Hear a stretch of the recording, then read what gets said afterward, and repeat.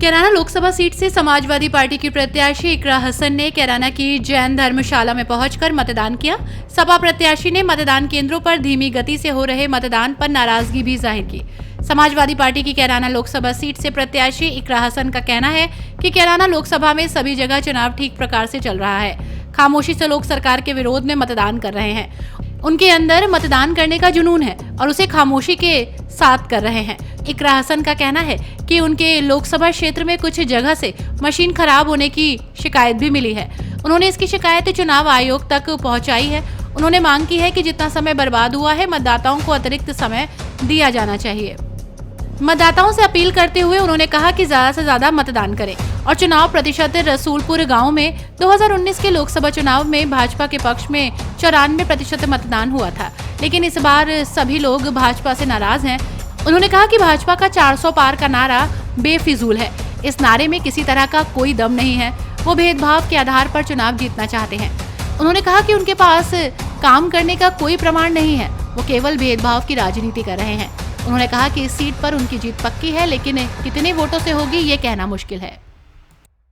बहन, चुनाव चल रहा है, किस तरीके का चुनाव आप देख रहे हैं? किस तरीके का चुनाव चल रहा है? चुनाव अच्छा चल रहा है और जो लोग हैं वो लोग सब एकत्रित हो रहे हैं इस सरकार के खिलाफ। और आप देखेंगे कि एक चुप्पी है इस चुनाव में लोगों के अंदर। वो जो चुप्पी है वो कभी भी सरकार के हित में नहीं हो सकती। सरकार के खिलाफ है, लोगों ने मन बना लिया है अंदरूनी तरीके से।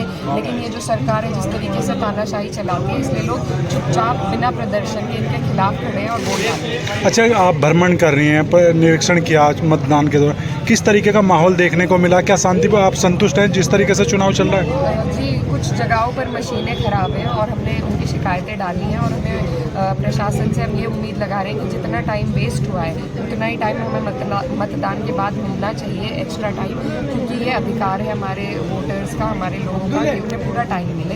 तो यही हमारी अपेक्षा है और मेरी सबसे अपील है कि सब लोग आकर अपने मत के अधिकार का उपयोग करें, ज़्यादा से ज़्यादा परसेंटेज बढ़ाकर वोट डालें। अच्छा, एक जगह पे गाँव में चुनाव का बहिष्कार भी किया, आप मिलने गई वहाँ पे?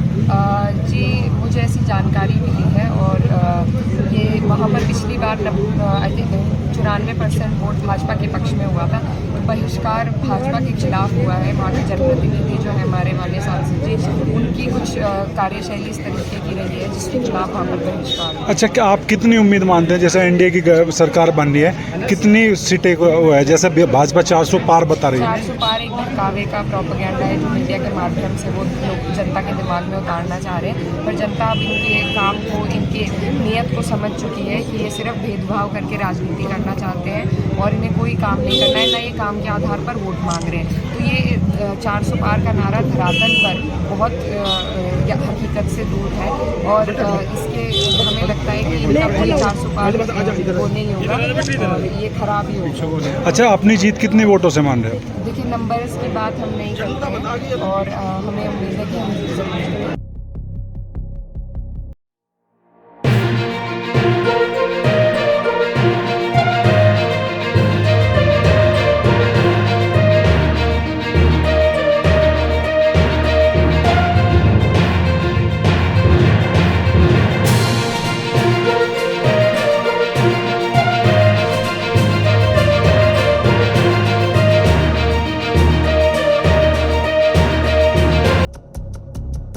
हर न्यूज अपडेट के लिए डिस्क्रिप्शन बॉक्स में दिए हुए लिंक से ज्वाइन करें रॉयल बुलेटिन का व्हाट्सएप ग्रुप और पाएं हर खबर सबसे पहले अपने व्हाट्सएप पर। अपने आसपास की खबरों के लिए सब्सक्राइब करें रॉयल बुलेटिन और इस वीडियो पर कमेंट के जरिए अपनी राय देना ना भूलें।